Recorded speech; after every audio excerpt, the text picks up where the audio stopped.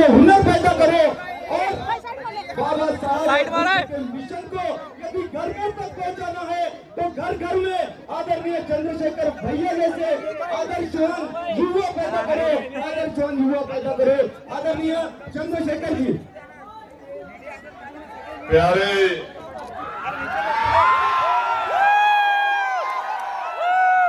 उपासक उपासिकाओं,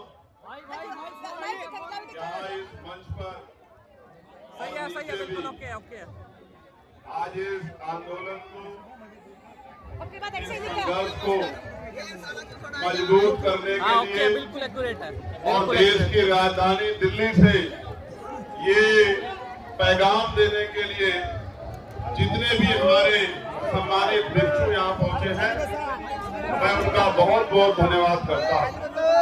प्यारे साथियों, मैं आपको नमो बुद्धाय जय भीम कहता हूँ। मैं आपको प्रबुद्ध भारत कहता हूँ। मैं आपको बाबा साहब के सपनों को पूरा करने के लिए आपसे अपेक्षा करता हूँ। प्यारे साथियों, जिस वजह से आज हम लोग दिल्ली में इकट्ठा हुए, सर्वप्रथम तो मैं पूरी कमेटी को बहुत बहुत धन्यवाद करूंगा। इनके पसीने के प्रयास से, इनके गांव गांव जाके मेहनत करने की वजह से ये पहली बार हो पाया है कि देश की राजधानी में बीटी एक्ट 1949 खत्म करके और महाबोधि विवाह बोलते को सौंपा जाए, इसकी आवाज उठ रही। मैं आपको बधाई देता हूँ। प्यारे साथियों, ये कहा गया है कि जिनका राज नहीं होता उनका धम भी नहीं होता। आज अगर जिनके ऊपर जिम्मेदारी है धम के कार्य को आगे बढ़ाने की, अगर उन्हें आंदोलन में उतरना पड़ा है तो आप महसूस करके देखिए कि लड़ाई कहाँ खड़ी है। अगर लड़ाई मजबूती की तरफ नहीं खड़ी होती तो हमारे बनते जिनके ऊपर धम के प्रचार की जिम्मेदारी है, समाज का नेतृत्व करके समाज को सही रास्ते में ले जाने की जिम्मेदारी है, आज उनको आंदोलन में नहीं आना पड़ा। आज देश भर से कहीं से थोड़े लोग, कहीं से ज्यादा लोग, लेकिन पूरे देश से लोग यहाँ पहुंचे हैं। और जब ये विषय मेरे सामने आया था तो पार्लियामेंट में मैंने पूरी जोर शोर से ये मसला उठाया था कि बीटीएस खत्म करके बुद्धों को उनकी धरोहर सौंपनी होगी। आज नहीं तो कल बुद्धि समाज जाग जाएगा और जिस दिन जाग जाएगा फैसला ले लेगा, वो दिन दूर नहीं है कि कोई हमसे हमारी धरोहर को छीन लेगा। आप महसूस करके देखो, दुनिया में सभी धर्मों के कई कई धार्मिक स्थान है, लेकिन बोध गया कोई दूसरी जगह नहीं हो सकती है।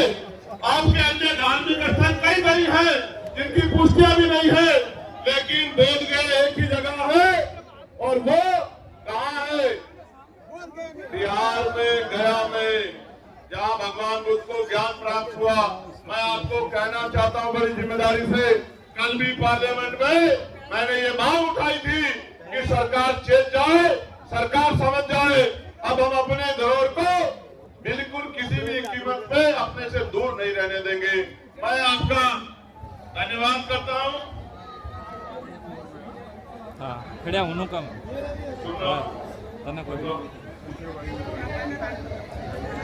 मैं आपका धन्यवाद करता हूँ और आपसे अपेक्षा करता हूँ कि एक दिन में कोई क्रांति कामयाब नहीं होती है, उसके लिए प्रयास करने पड़ते हैं, लगातार प्रयास करने पड़ते हैं। हमारे महापुरुषों ने लंबे समय संघर्ष किया, उसकी वजह से संविधान में हमें एक अधिकार मिले।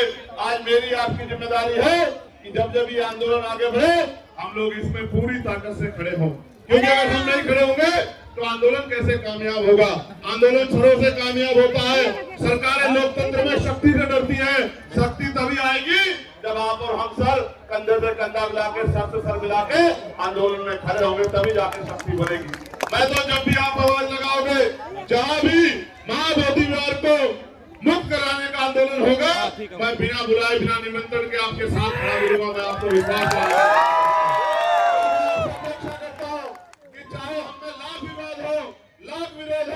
लेकिन जब जब ये लड़ाई परवान की तरफ है तो आप उम्मीद मत करना कि आपको इन्विटेशन आएगा, निमंत्रण आएगा।